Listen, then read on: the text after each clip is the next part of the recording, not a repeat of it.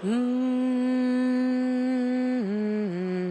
name is Erica Lee Livingston. My adopted name is Erica Lee Penninger. I was born on October 9th, 1978 in Women's Hospital in Flowood, Mississippi.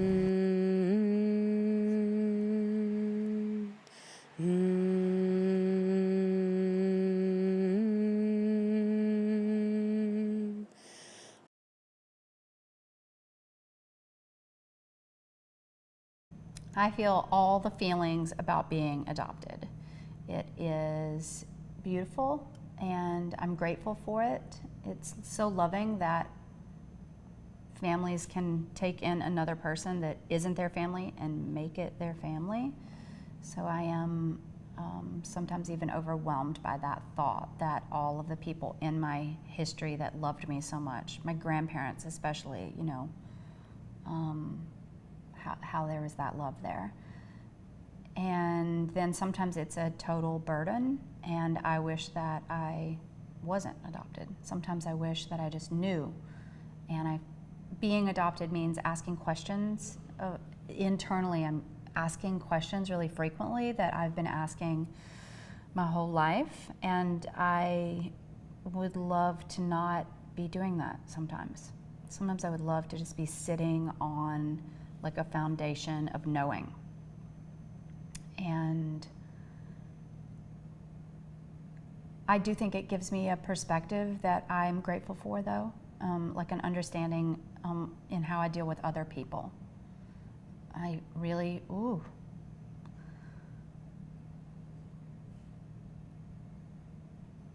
I really know what it's like to be an outsider. From the very beginning. And so when I feel like that gives me an understanding with my children, with people I work with friends, and even family. And though that's a bit of clearly a painful thing, it's also a gift. I asked my partner for my birthday to get a DNA testing kit. That is what I wanted for my birthday. So that is what my partner got me for my 38th birthday. Once you got the results back and you found out what your heritage was, what happened after that?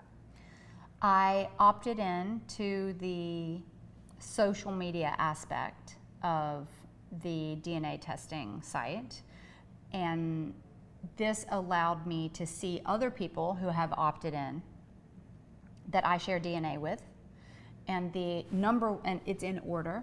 So the person listed first is the person that you shared the most DNA strands with. That person for me was a second cousin, which means we share a great grandparent.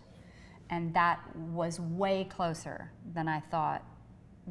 I did not have any idea that there would be a second cousin. That seemed very close because everyone after that was fourth and on, and we're talking about very small percentages of those people, and then this number one slot person was almost 6% and saying 18 strands of DNA that we shared, and you only have 23. So that's quite a lot of strands. And I reached out to him and didn't say a lot, just basically, I'm looking for my birth family, and anything that you mind sharing, I'd love to hear.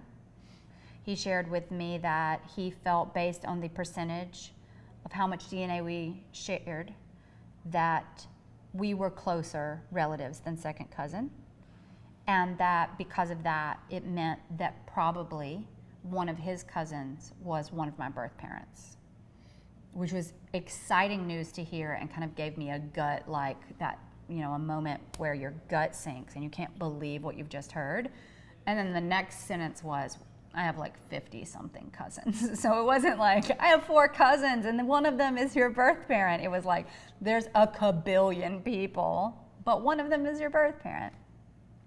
He was able to eliminate some people. He was able to eliminate his siblings based on our DNA. He was able to eliminate certain people by age, or even people that he was very close with that he knew.